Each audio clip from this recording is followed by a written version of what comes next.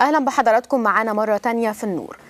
قضية مهمة قوي برزت على الساحة بشكل كبير بعد 25 يناير، وهي قضية خطف الأقباط الممنهج.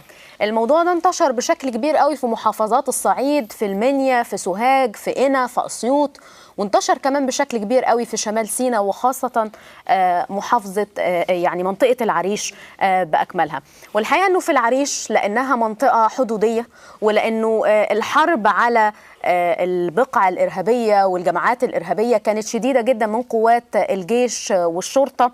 الحقيقة كان الإرهابيين بيفكروا بشكل أكثر ذكاء من قوات الأمن، دوروا على مصدر تمويل آخر لعملياتهم الإرهابية والشراء الأسلحة، لكن بطريقة تانية بعيدا عن الأنفاق وغيره، وبعيدا عن الإمدادات الخارجية. فكروا إن هم ياخدوا أموال الأقباط اللي بيستحلوا دمائهم وبيستحلوا نسائهم وبيستحلوا أموالهم وكل شيء. الحقيقة فكروا إنه طالما ما فيش أمن بيحمي هؤلاء، ناخد الضحية من دول، ناخدهم ونخطفهم كام يوم ونطلب فدية ملايين، بيمتدوا مثلا من 10 مليون جنيه. ويعني انت وحظك بقى لو عرفت تتفاوض معاهم وتنزل المبلغ يبقى حاجة كويسة جدا، لأنه الأمن الحقيقة هناك في المنطقة شايف ان التفاوض هو أفضل طريقة. الحقيقة ان القصة اللي معانا النهاردة قصة دكتور وديع رمسيس، قصة تخلينا نعيد التفكير مرة تانية. مش عايزة أقول إهمال، لكن هو فعلا بيخلينا نفكر هو ليه بيحصل كده؟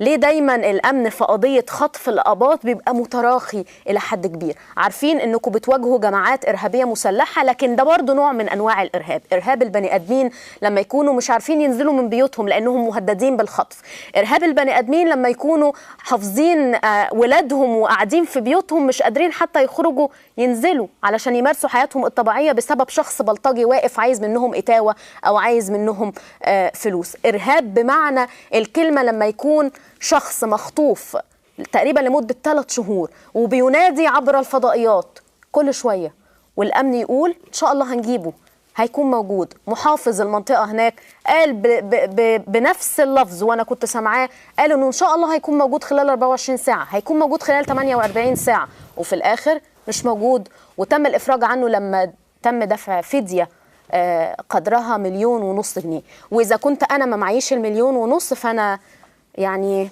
هسلم أمر ربنا، وهيكون الجزاء بتاعه يا يتذبح يا يتقتل يا نلاقيه مرمي مضروب بالرصاص في أي مكان بقى، ده لو لقيناه أصلا.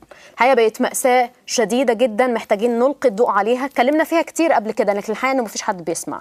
وعدد الأقباط اللي بيتخطفوا بطريقة ممنهجة في صعيد مصر زاد بشكل كبير جدا. يعني آخر إحصائية في نجع حمادي وصل ل 72 شخص قبطي تم اختطافهم. في العريش حالات كتيرة جدا هنرصدها مع حضراتكم النهاردة. أغلب المسيحيين في العريش سابوا المنطقة ومشوا، عدد قليل جدا من الأسر هو الموجود حاليا. الكنائس هناك يعني مهملة بشكل كبير جدا، غير الاعتداءات اللي بتحصل عليها والاعتداءات اللي على الأهالي. إذا كنت بناشد قوات الأمن فده لأنه ده دورهم، حماية الرعاية، رعاية الدولة، ولأنه الأقباط فصيل أصيل في البلد دي محتاجين إن هم يدخلوا تحت الرعاية دي. مش مستنيين أبدا يكون الخطف من رجل أعمال شهير عشان خاطر نتحرك، ولا ابن فنانة فلانية معروفة فنتحرك. لا، كلنا زي بعض. واعتقد انه الثورتين قاموا عشان ما يكونش في تمييز ما بين المواطنين في الامن والامان والاستقرار اللي احنا دايما بنحلم وبندور عليهم. معانا النهارده وبيشرفنا في الفقره دي الاستاذ فادي يوسف، رئيس ائتلاف اقباط مصر. اهلا بحضرتك، منورنا. وكمان معانا الاستاذ امير وديع ابن الدكتور وديع رمسيس اللي كان مخطوف ورجع بالسلامه. الف حمد لله على سلامه والد حضرتك، واهلا بيك، مشرفنا. الله يسلمك، ميرسي جدا ليك. ابتدي معاك أستاذ فادي، ويمكن زي ما قلت في المقدمة العريش ليها خصوصية كده، حوادث الخطف وحوادث القتل وحوادث السرقة واستحلال دماء الأقباط منتشرة بشكل كبير. بتكلم على موقف الأمن، بقول إن ده إهمال. هل فعلا هو توصيفه صح إهمال؟ هو إهمال للأسف. الداخلية بتتحمل عبء منه وبيعود عليها كمان بالضرر. بالظبط. يعني انت حضرتك وضحتي في مقدمة ممتازة جدا، احب بس ازود عليها معلومة. للأسف حصلت حديثا ان حالات الخطف اللي في نجع حمادي تجاوزت ال 72 حالة، وصلت ل 74 حاله خلال 24 ساعه بس اللي فاتت. من خلال منسقه ائتلاف اقباط مصر بفرع نجا حمادي استاذه نهاد شروبيم بلغتنا من ساعات قليله ان في حاله الخطف ال 73 لواحد اسمه استاذ عاطف عياد، والحاله ال 74 لكاتب معاه في الشركه اللي بيمتلكها اللي هو المحجر بتاعه اللي في نجا حمادي اسمه جرجس. 74 حاله خطف آباط في مدينة اسمها نجا حمادي داخل محافظة اسمها قنا داخل قطر اسمه جمهورية مصر العربية. طيب أنا بستأذن حضرتك نكمل معاك، لكن معايا على التليفون نيافة الحبر الجليل الأنبا بيمن أسقف نقادة وقوس عشان نطمن على صحة سيدنا نيافة الحبر الجليل الأنبا بخوميوس. أهلا بيك يا سيدنا. ألو ألو. ايوه أهلا بيك يا سيدنا. اهلا بيكي. أهلا بيك، يعني طمنا على صحة سيدنا النهاردة، إيه آخر الأخبار؟ النهارده الحمد لله نشكر الله كل يوم افضل من اليوم اللي قبله. وسيدنا تقريبا العلاج العضوي خلص، واحنا كل اللي بنعمله دلوقتي يعني تقويات و يعني عشان اعاده نشاطه وحركته. هو الحمد لله خطوات كويسه، يعني علاج طبيعي ومن هذا السياق فقط يعني، لكن الحمد لله سيدنا كويس وبيتكلم الى حد كبير كويس خالص كمان، وربنا يكمل عمله معانا. بيستقبل زوار؟ لا الحقيقه برضه دي نصيحه من الاطباء، علشان هو طالع من دور شديد، فكل اللي خايفين من الانفكشن او من العدوى اللي ممكن يجي واحد واخد برد يعمل لنا مشكله كبيره. صحيح. سيدنا يعني هم منعين عنه او قالوا يعني ما فيش داعي، هي 2 اللي بيدخلوا عنده، يمكن انا ونيافه الانبا نجيله وتلميذه معاه بس اللي بنتبادل عليه احنا ال3 ان احنا نقعد معاه او نحكي معاه او نشترك معاه وهو بياكل، نساعده شويه في حكايه وهكذا بس يعني. لكن يا سيدنا ما فيش اي توقعات انه يكون موجود معانا في مصر امتى؟ ما فيش اي توقعات سيدنا يرجع امتى؟ ان شاء الله مش هنتاخر كتير تاني باذن الله. يا رب يعني. يا رب ترجع يعني مصر ان شاء الله فتره اقل من الفتره اللي غبناها. تمام. النهارده كملنا 21 يوم في لندن، وان شاء الله قبل كده بنعمه ربنا يعني.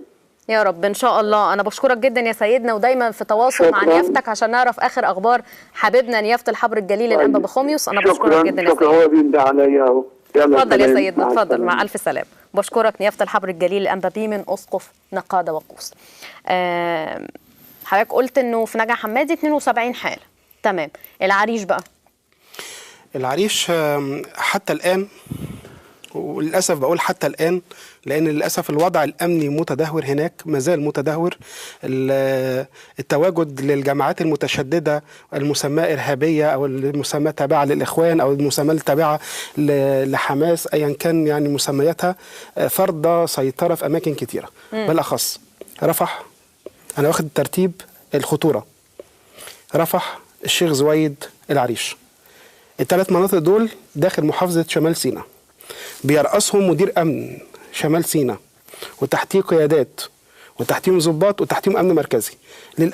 للاسف لم تسجل حاله واحده من حالات الخطف اللي كان نتيجتها ذبح او ارجاع اقباط بفديه، لم تسجل حاله واحده القبض على متهم واحد في هذه الحالات. يعني ما فيش من 8 حالات اللي حتى الان حدثت ومنهم ما تم ذبحه، ما فيش حاله رجعت عن طريق الامن، وما فيش واحد اتهم او متهم واحد بالقبض عليه بتهمه ذبح او خطف قبطي. يعني ولا في متهم اتقبض عليه مثلا، مع انهم بيبقوا معروفين اكيد يعني. ما فيش.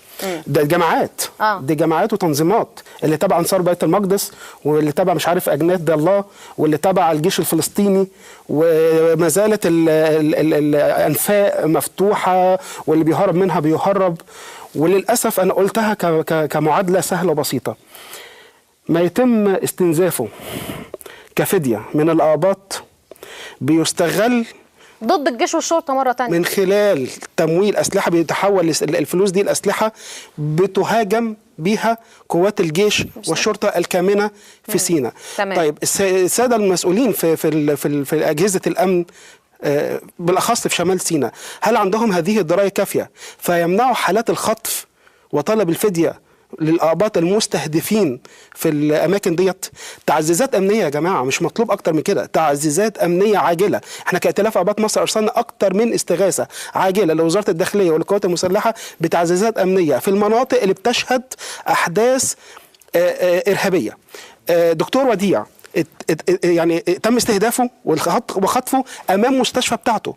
طيب. وهو سبق ان هو تم تهديده بكده. ابونا مينا شاروبيم قدام الكنيسه، جمال شنوده قدام متجره. خلينا كمان نعرف حكايه دكتور وديع من استاذ امير، يعني يا ريت يا استاذ امير تحكي لنا اكتر ايه اللي حصل مع والدك وازاي رجع.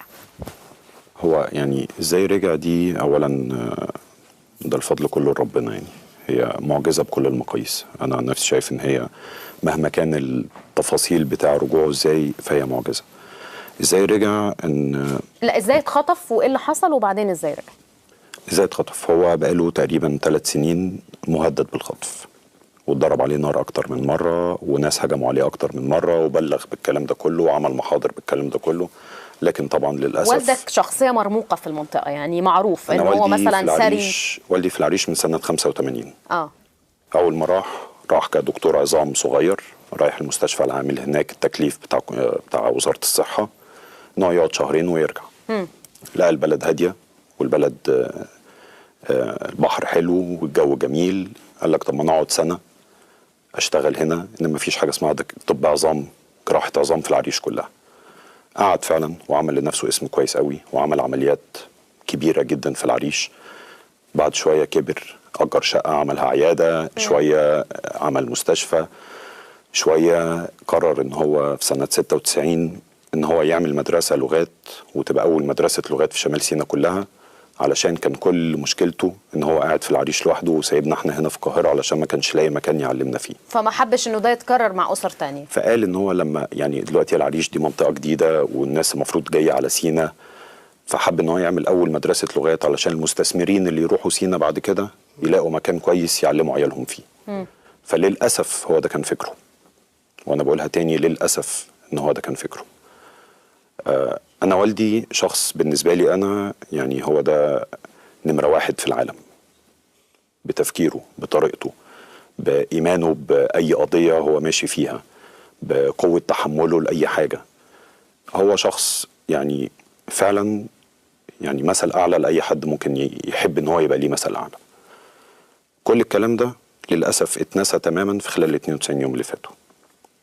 بقت بالنسبة لنا شغله في العريش ده عبارة عن نقمة جت على البيت، مع ان هو كان هو ده اكبر نعمة لينا. دولة من الاخر يعني انكرت جميل واحد قعد 30 سنة بيخدم منطقة احنا بقالنا 40 سنة بنغني بس يوم 6 اكتوبر شوية اغاني ونطلع شوية افلام.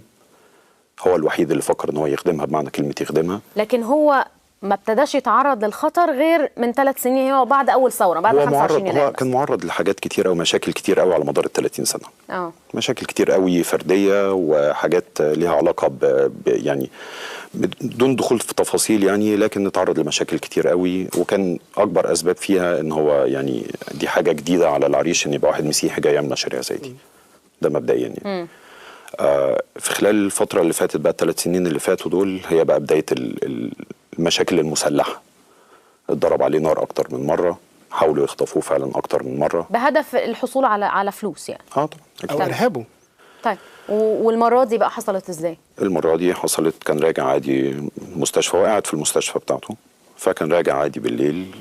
طلعوا عليه عربية قفلت عليه الطريق، نزلوا منها 2 ضربوا نار عليه، وبعد كده حوطوه، قعدوا يضربوا نار على العربية لغاية ما نزلوه منها وأخدوه واختفوا. ده كان يوم إيه بقى؟ يوم 14/6 بعد 11:30 بالليل يعني. تمام. وبعد كده انتوا عملتوا ايه؟ او هو يعني انا سمعت انه كان بيتصل من تليفونه، يعني كان بيتصل من تليفونه الشخصي بيا انا تقريبا 9 مرات او 10 مرات على مدار ال 92 وكل ده ما كانش فيه حد بيتتبع التليفون؟ المفروض ان هم كانوا بيتتبعوا على حسب التقارير الورقيه اللي انا شفتها، يعني ان هم كانوا بيتتبعوا.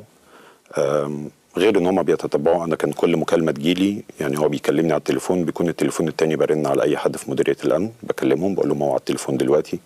المكان ما اتغيرش، ال10 مرات اللي اتصل بيهم وبالرغم من كده ما عرفوش يوصلوا له. لا، وبالرغم من كده يعني الاكتر من كده كمان ان في مكالمتين واحده منهم قعدت ساعه ونص وواحده قعدت ساعتين وربع. يعني يا هو نهار قعد أبيض. ساعتين وربع فاتح إيه ده؟ تليفون طبعا. بيكلم كذا مكالمه، وطبعا وفي نفس المكان، يعني هو ما غيرش حتى مكانه يعني. وبعدين ولا قبلين طلبوا وصلنا في منكم الآخر فدية 10 مليون كان فعلا؟ مطلوب الاول 10 مليون. اول مكالمه والدي كلمها لي نزلت ل 5 مليون، بعد كده رجعت تاني 10 مليون، بعد كده ابتدينا بقى مسلسل التخفيضات. طب كل ده والتصريحات بتاعت الامن كانوا بيقولوا لك ايه؟ بصي، يعني تصريحات الامن بالنسبه لي كلها كانت شويه كلام على ورق بس. في ناس في وزاره الداخليه انا فعلا عارف ان هم اهتموا شخصيا بالموضوع، ومنهم اللواء ابو بكر اللي هو مساعد وزير الداخليه لقطاع حقوق الانسان، اهتم فعلا شخصيا بالموضوع. اللواء ياسر صابر كان راجل بصراحه معايا، كان محترم جدا وفعلا كان ابدى اهتمام ده مدير كبير امن قوي. شمال سيناء؟ لا، اللواء ياسر ده مساعد وزير الداخليه لقطاع الامن العام. كان مهتم جدا بالموضوع، لكن للاسف اكتر من كده او الناس اللي ايديها في الموضوع فعليا اللي هم ما هناك شفتش بقى. ما شفتش اي اهتمام وما شفتش اي نتيجه، غير لما في اخر 10 ايام شخص ما، يعني للاسف الفضل مش هيعود لي ابدا يعني، لكن هو فعلا هو السبب ورا رجوع والدي، هو اللي قدر من الاخر يعني هو يوجهني للطريقه ان انا اخلص الموضوع ازاي. طريقه هو مش ساعدني. لا، ملهاش علاقة هو بالأمن. يعني ساعدني على الاقل، وجهني ان انا ازاي ابقى هادي وانا يعني بننفذ موضوع التخليص. ده عنده خبره يعني ولا ايه؟ في المجال. في المجال. ليجي عنده بقى، خبرة. لازم تتعمل كان يعني ليجي. طريقه غير شرعيه، الطريقه دي مالهاش علاقه خالص بالامن. مش حكايه غير شرعيه، هي مالهاش علاقه بالامن طبعا، لكن هي من الاخر يعني وصلت للنتيجه اللي انا عايزها، ان انا ارجع والدي.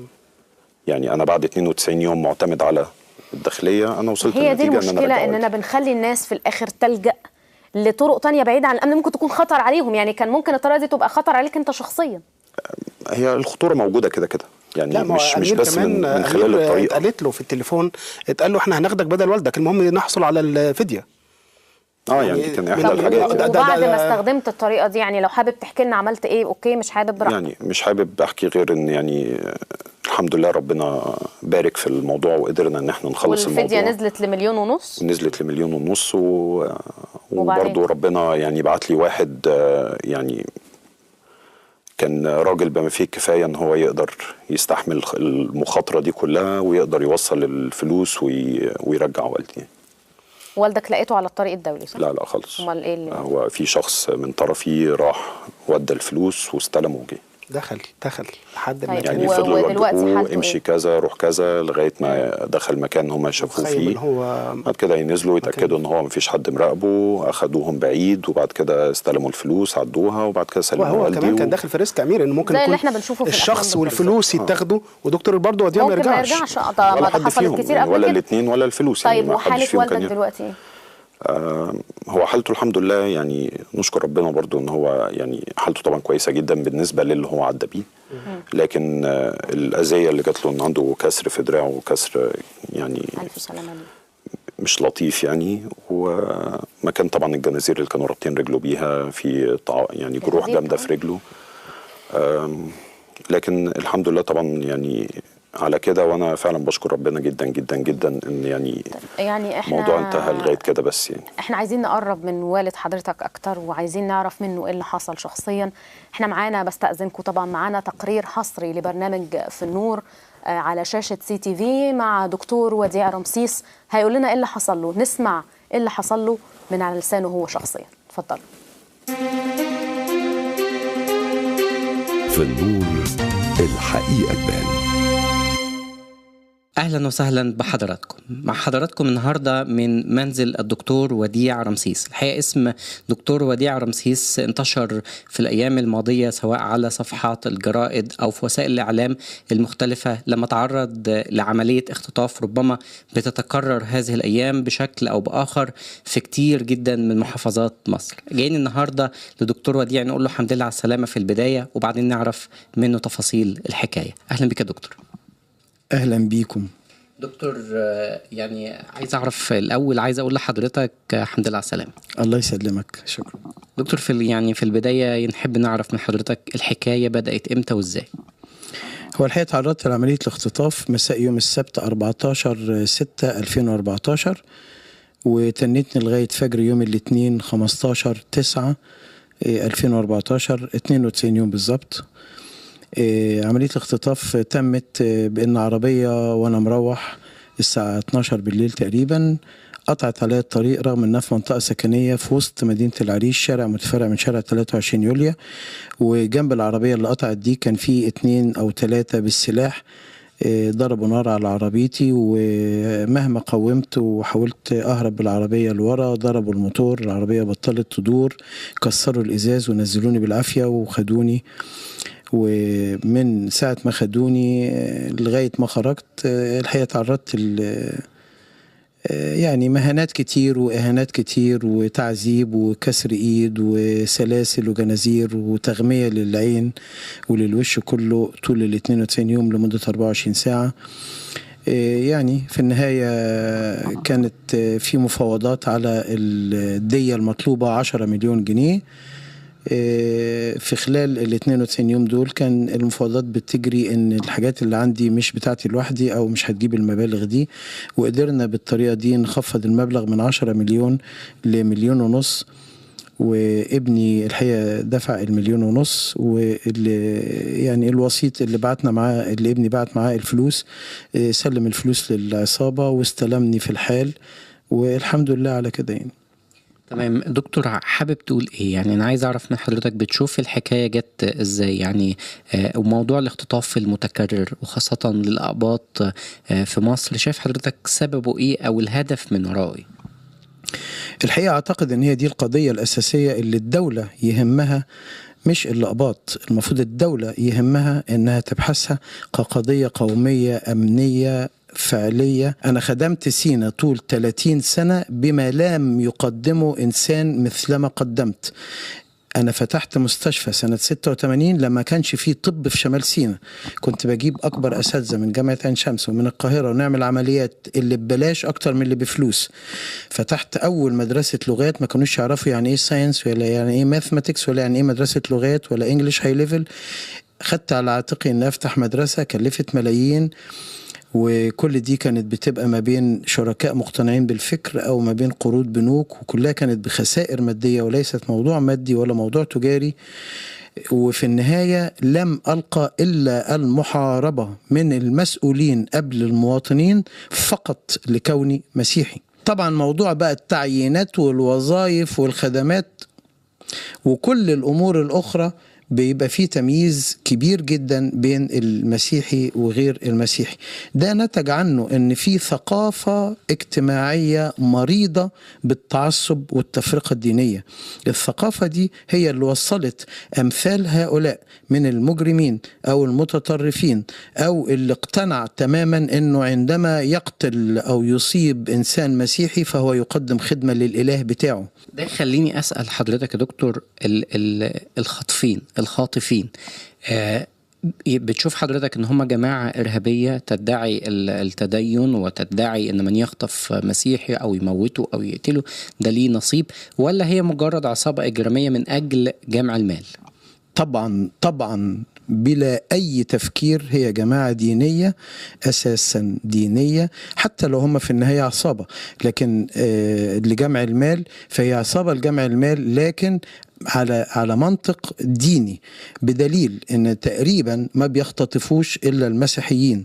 يعني نفس المكان اللي انا كنت محتجز فيه فوجئت ان من يوم 11/8 جابوا معايا واحد تاني، ومن صوته واضح انه الهيستوري او التاريخ اللي حكاه واضح انه شاب بين العشرينات والثلاثينات، واسمه تحديدا مينا ماهر ميخائيل عازر.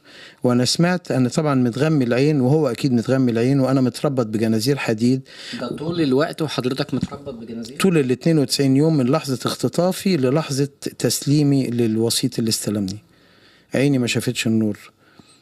ومينا ده اخباره ايه؟ مينا فوجئت لما بيحققوا معاه انه شاب غلبان من حلمية الزيتون او من شارع طومنباي حاجة زي كده، منطقة الزيتون يعني، وانه طلع من تانية ثانوي علشان يساعد والده في النواحي المادية، لان هو الاخ الوحيد ل5 بنات ووالده على قد حاله خالص، وعشان كده بقى بيشتغل سواق ومعاه رخصة درجة 3، وكان نازل بعربية 3/4 واتخطف. دي المعلومات اللي انا سمعتها.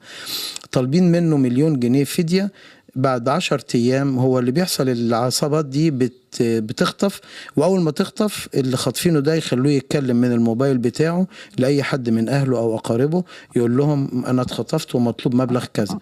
بعدها يسيبوه بقى يجي 10 أيام في مكان بيتخزن فيه المخطوفين دول اللي هم احنا يعني، وبعد 10 أيام ياخدونا من المكان اللي احنا متخزنين فيه للمكان اللي فيه العصابة. دي مسافة بتاعت 4-5 ساعات، طرق غريبة، أنا ما أعرفش احنا فين ولا أعرف حتى العصابة فين، لكن بالإحساس من الطقس ومن طبيعة الأرض لما بنمشي على رجلينا. كنت أنا حافي، المكان اللي احنا مخطوفين فيه بيبقى مكان فيه زلط أو سن رفيع، فغالبا ده في جنوب سيناء، لأن الجبال بتاعت شمال سيناء معظمها رملية، والمكان اللي فيه العصابة اللي فيها التليفونات واللي بنتكلم منها لأهالينا بتبقى في شمال سيناء. فأنا سمعتهم بعد كده بيسألوه إيه الأخبار ومش إيه الأخبار، ففهمت إنه لما راح يتكلم في التليفون أبوه قال له يا ابني ده أنا ما حلتيش حتى 1000 جنيه، أجيب 1000 جنيه ولا مليون جنيه منين، وأنت عارف الظروف وهم عارفين. فالكلمة الوحيدة اللي على لسانهم روح لتودروس ولا لساويرس يديك مليون جنيه وإلا هنقتلك. وبيبقى المخطوف مطالب انه يقول الكلام ده لزويه، اتصرفوا من تحت الارض تجيبوا الفلوس، سواء تودروس يقصدوا بيه طبعا قداسة البابا، او ساويرس يقصدوا بيه نجيب ساويرس. والشخصيتين دول يعني الظاهر عاملين لهم عقدة نفسية كبيرة، لان انا اتقال لي الكلام ده مرات عديدة في خلال ال 92 يوم. وكل المخطوفين الفقير بيطلبوه انه يلجأ للكنيسة تدفع له. هم هدفهم من كده ان الكنيسة او الاغنياء مثل نجيب ساويرس او خلافه من اغنياء الاقباط يدفعهم الديات، وبكده يتنهم يخطفوا اي حد وياخدوا من الفلوس لغاية لما. ومينا رجع ولا لا؟ لغاية ما انا مشيت للاسف مينا ما رجعش، وبدأ بقى التعذيب والضرب. دكتور، عايز اسأل حضرتك عن سؤال البعض او افكار البعض بيقولها، ما انتوا اللي عملتوا كده في نفسكم، انتوا بتروحوا يتقبض على حد منكم يدفع نص مليون، يدفع مليون، يدفع 2 مليون، بتدفعوا بتجمعوا وبتدفعوا، لكن انتوا لو ما دفعتوش ما حد مش هبطلوا موضوع الاختطاف ده. رد حضرتك ايه؟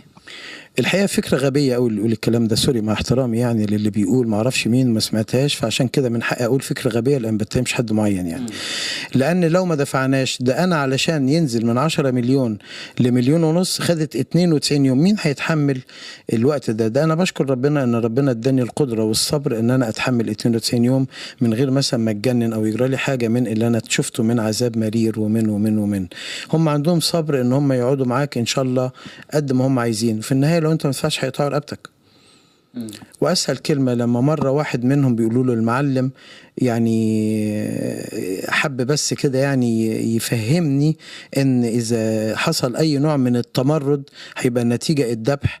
لما شاف ايدي مكسوره بيقول لي ايه اللي كسرها، وهو عارف طبعا ايه اللي كسرها، ان من اول ما مسكوني حاولت اهرب منهم، فواحد منهم ضربني ووقعني، ولما وقعت قعدوا ينزلوا فيا ضرب بالبنادق، بظهر البنادق الجزء الخشب، فواحده منهم كسرت دراعي. فالمعلم ده بقى بيقول لي لما قلت له اتضربت يعني فاتكسرت، قال لي وليه اتضربت؟ هو عايزني اقول ان انا حاولت اهرب يعني. فقلت له عشان حاولت اهرب فضربوني. قال لي بتحاول تهرب؟ وقعد يغزغط فيا بالعصايه اللي معاه جامد، ويقول لهم اللي زي ده ما كنتش احب اشوفه عايش، اللي زي ده تقطعوا رقبته ويغور في داهيه، وعندنا لسه اقباط كتير نجيب واحد غيره يدفع. فاللي بيقول الكلام ده إنسان ما عندوش فكرة عن الواقع اللي موجود على الأرض. واللي بيقول الكلام ده بدل ما يقول الأقباط ما يدفعوش، يقول للدولة يا ريت تبعتي شرطة في شمال سيناء. شمال سيناء بتصرف ملايين الجنيهات على جهاز وهمي اسمه جهاز الأمن أو مديرية أمن شمال سيناء. وبالمناسبة أنا طبيب الشرطة لمدة 30 سنة في شمال سيناء. دكتور، يعني باقي من الزمن كده 30 ثانية، تقول لنا ايه يا دكتور في الآخر؟ الحقيقة مش عارف أقول إيه لأن اللي اتقال كتير. دي مشكلة ثقافية ومشكلة متوارثة على مدار سنين. الأقباط حقوقهم ضيعة تماما في مصر بسبب الدولة أغفلت حقوق الأقباط ومعاملة الأقباط ومواجهة الواقع. ولما بتتكلم مع أي مسؤول كبير بيقولك إحنا كلنا أخوات وكلنا حبايب، ودي أكبر كلمة للأسف. زي اللي عنده خراج وأديله حباية كتافلام، يا فرحتي طب ما أنا كل حبايبي مسلمين، لكن أنا في مشكلة، أنا طول عمري في مشكلة. أنا لما عملت المستشفى وهي أول مستشفى وبتعالج الناس وببلاش قبل بفلوس، أول اللي حاربوني المسؤولين ومدير الصحة لأغراض شخصية. لكن أنت كمواطن قبطي تاخد حقك اللي أي مواطن تاني غير قبطي ياخده؟ مستحيل. دكتور ألف حمد لله على السلامة. الله يسلمك، 2000 شكر. في النور الحقيقة تبان.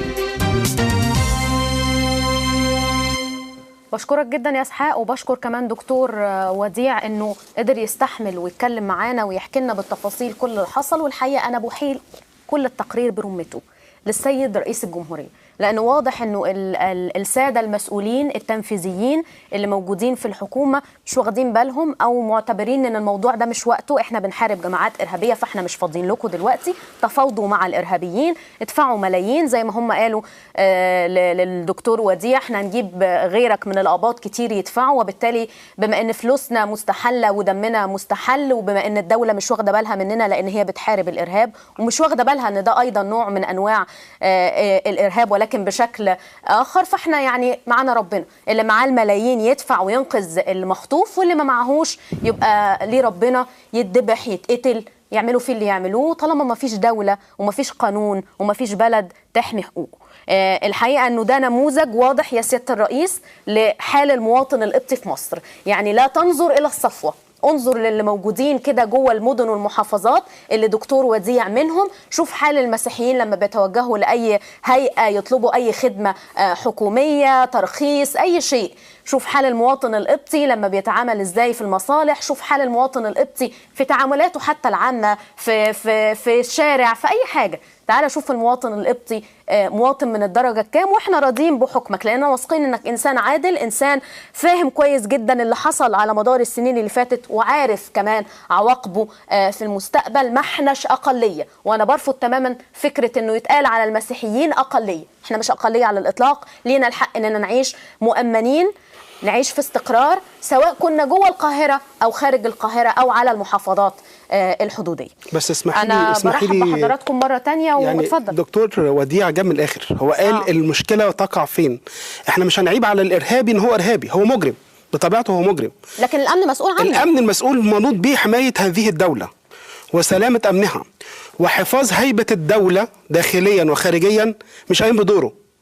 يعني لما نيجي نقول العنتريه او فتحه الصدر اللي بيتكلموا فيها العصابات ديت، معناها ان احنا هنجيب زيك عشرات بل مش مئات. خايفين يعني، ما فيش اي اجراءات تخوفهم يعني. وما زال وسيستمر هذا الوضع اذا لم يتدخل الامن بشكل حاسم، مش بس في سيناء، انا بتكلم الوضع العام في مصر سيء جدا امنيا. كنا نعتقد ان بعد 30/6 وما دفعوا الآباط من ضرائب لإثبات وطنيتهم ان الوضع هيكون في تحسن. لا، الوضع في سيء وفي أسوأ.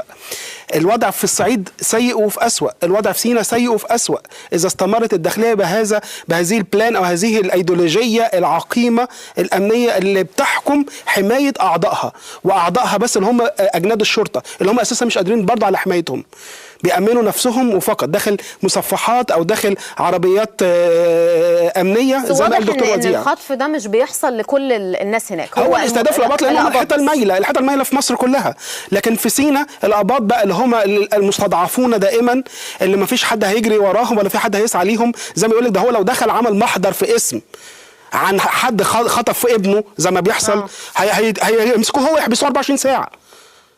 بيحصل لحد امبارح ما حصل في ملاوي، أسرة واحدة مخطوفة كانت أو بتعمل تحول ديني، يقبضوا على أسرتها مكونة من 35 فرد علشان يجبروهم ان هم ما يفتحوش الموضوع ده تاني. ده في المنيا؟ في ملاوي لسه اول امبارح 35 فرد قبطي من أسرة فتاة اتقبض عليهم بعد تظاهر سلمي عملوه قدام الاسم علشان بيطالبوا برجوع البنت ديت ايا كان مسمى.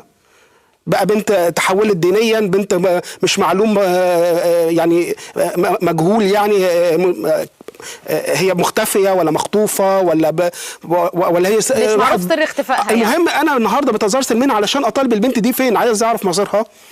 يتظاهر اهلها اسرتها بشكل سلمي محترم، يتقبض على 35 فرد من اسرتها ويتحبسوا عشان يتلوي دراعهم بالبلدي عشان ما يطالبوش تاني ولا يفتحوا بقهم في الموضوع دوت. وهكذا ياما حالات الخطف القسري اللي بتحصل في مصر لآباط وبنات كسر اسرها لما بتروح الاقسام عشان تطالب بعمل محضر اختفاء، حتى يقولوا بعد 24 ساعه تعالى، ولما يجي بعد 24 ساعه يقعد يماطل معاه، وناس تانية تتلوي دراعها ويتحبسوا 24 ساعه داخل القسم عشان يقول له ما تفتحش الموضوع ده تاني. ده الامن. للاسف الوضع عام وقديم. من وجهة نظرك ليه ده بيحصل؟ هل في اختراق مثلا؟ مش فكرة اختراق، فكرة عدم احترام مبدأ المواطنة. ان جميع المواطنين امام هذه الدوله، امام هذا القانون وهذا الدستور غير متساويين، بالاخص داخل الجهات التنفيذيه. ما لما بخش اخلص مصلحه جوه حكومه، دي جهه تنفيذيه بتخلص لي هذه المصالح. الشرطه والاجهزه الامنيه جهاز تنفيذيه، اجهزه تنفيذيه لا تقوم بالدور المطلوب منها والمنوط منها. يخش له الشخص يعرف منه خلفيته ايه، ده بيساله حتى لو مش اسمه في البطاقه واضح انا هو ابتي، بيساله طب اسمك ايه، طب اسمك ايه، طب اسمك ايه، ويوصل معاه الاسم الخامس عشان يعرف يعني لو مش معلم عادل مثلا ده مسيحي ولا مسلم. طب لا عايز يوصل، عايز يعرف ده ديانته ايه. هكذا برضو لو حصل اي مشكله طائفيه داخل اماكن مشتعله، يعني مثلا معلوم مثلا ان في اماكن في اسيوط، في اماكن زي قريه سليم مثلا، او اماكن في سوهاج. احنا بيجي لنا ساحل سليم، احنا بيجي لنا اصل ائتلاف اباط مصر ليه 16 فرع، عارفين بشكل يومي الاحداث المشتعله وبالاخص في الصعيد. لما بيوصل لنا مشاكل التدخل الامني بياتي بعد ما العمليه بتخرب، والاباط بتنتهك منهم ممتلكاتهم وتحرق واللي ده من زمان. يعني مش الحجه ان احنا بنواجه الارهاب فاحنا يعني مش فاضيين بقى دلوقتي. وما زال يحدث. اين الوضع الامني؟ طب بلاش عشان خاطر الاباط، حافظ على هبه الدوله اللي انت النهارده بتطالب بيها في النظام الجديد. ما انت كنت بتقول انت في فتره فوضى، والنهارده انت في فتره استقرار او بتبحث عن استابيليتي. طب فين مع احتفاظ هيبه الدوله من خلال اجهزه الشرطه اللي هي تعتبر العامل الرئيسي كجهاز تنفيذي داخل الدوله؟ يعني هو مش الجيش، الشرطه. الجيش منوط بيه حمايه الحدود، الشرطه هي اللي بتحافظ على الهيبه الداخليه للدوله وتنفيذ القانون. أين هذا من وضع الأقباط في مصر اللي بيتعامل معاهم الأمن تعامل من الدرجة العشرة زي ما قال الدكتور وديع قال كلام الحقيقة ما فيش بعده كلام، جاب من الآخر وحدد النقط فين. وقال الحقيقة أنا مستغرب جدا، يعني أنا بجد بحييه إن هو بعد رجوع من 92 يوم اختطاف يرجع بهذه الشجاعة ويرجع بهذه القوة ويرجع بهذه الجراءة. أنا يعني شابوه، بحييه جدا على هذه الشخصية اللي يمكن ورثت برضه الأمير نفس صفات الشجاعة. أمير لما بتكلم معاه بيتناقش في المشكلة، بيتناقش في مشكلة عامة، مش بيتناقش في مشكلة والده. مشكلة عامة موجودة ومن زمان متوارثة في تواضع تخاذل أو تباطؤ أمني بيؤدي في الآخر إن الآباط هم اللي بيدفعوا ثمن وضريبة الفوضى اللي بتحصل في البلد على حساب الإرهاب، على حساب بلطجية، على حساب عصابات. كل دوت عوامل الآباط هو اللي بيدفعوا ضريبتها من تخاذل أمني مفروض يحمي الأقباط ويحمي المسلمين، يحمي المصريين احتراما للمبدأ المواطن، مسلمين ومسيحيين، احتراما للمبدأ المواطن وهيبة الدولة. أنا بعتذر للسادة المشاهدين، يعني مش هنقدر نستقبل مداخلات تليفونية نظرا لضيق الوقت عشان كمان نكمل حوارنا مع ضيوفنا اللي مشرفينا. وارجع لك أستاذ أمير، يعني حال الناس هناك دلوقتي إيه في العريش؟ يعني الأقباط تحديدا وحال الكنايس، إيه اللي بيحصل دلوقتي في العريش؟ بصي، هو للاسف انا بقالي فتره كبيره قوي بعيد عن العريش. يعني هو والدي الفتره اللي فاتت دي كلها هو قاعد لوحده هناك تماما. يعني بينزل القاهره زيارات، ويعني قليل قوي لما كان حد فينا في اخر يعني 3 سنين دول بالذات لما كان حد يروح. يعني انا اخر واحد رحت العريش كان من 2 سنين. تمام. حال الآباط في العريش كحال الآباط في الصعيد، كحال الآباط في اي مدينه خارج القاهره واسكندريه، ويمكن كمان داخل القاهره في اماكن متفرقة وأماكن المجنحة بعيدا عن مدينة نصر ومصر الجديدة والأماكن اللي أساميها معروفة. وحتى صدقني في قلب العاصمة يعني إلى حد ما بتبقى أقل شوية، لكن حالهم كحال أي حد للأسف. حال يعني مش قادر أوصفه بحاجة إن هو ما يتوصفش غير إن هي دي للأسف بقت هي دي الحال الطبيعي في الدولة. يعني أنا مش هخش في تفاصيل زي ما أستاذ فادي يتكلم، ولا الحكاية هتطول من هنا لسنين قدام مش هنخلص منها. لكن أنا هقول حاجة واحدة، إحنا بقالنا الحمد لله 60 سنة بتتدمر ثقافتنا وبيتدمر تعليمنا تماما. كل ثقافة الشعب المصري انتهت، الضمير انتهى، الأمانة انتهت، كل ده مبقاش موجود. وبتكلم بطريقة عامة أكتر ما هي بطريقة تخص فئة معينة من الشعب ولا قطاع معين. أنا بتكلم بطريقة عامة جدا. التعليم في مصر أصبح لا يساوي شيء، وده اللي أدى إن الإنسان في مصر أصبح لا يساوي شيء. ده اللي أدى إن تبقى الجهات الأمنية أو جهات التنفيذية أو جهات القضاء، أي جهة عامة في مصر، إن الشخص نفسه أصبح لا يساوي شيء. فكل حاجة في مصر بقت لا تساوي. احنا مش عايزين نعتم الصورة، بس احنا عايزين نتربى على فكرة إننا متساويين. هي مش حكاية تعتيم، احنا لينا حقوق. بس خلينا نكشف حقائق ونبدأ نعالج، ما نقعدش ندلس أو في ناس كتير بتنور كتير قوي وبتقول احنا زي الفل والحياه جميله والحياه بامبي ويعني مفيش احلى من كده. لا طبعا احنا مش بنقول كده، احنا عندنا مشاكل بالهبل علشان نبتدي بقى مره في حياتنا نفوق شويه للي احنا فيه، لازم الناس تعرف احنا في ايه. احنا رايحين في حتت غريبه جدا، انا مش عارف هي ايه ولا حد فينا عارف هي ايه.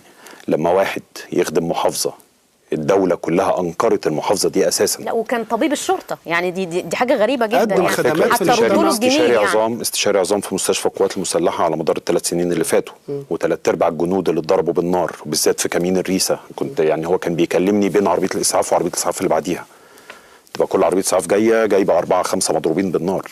كمين الريسة ده اللي اتضرب 40 مرة تقريبا، معظم الحالات الإصابات اللي فيها كان هو اللي بيعالجها.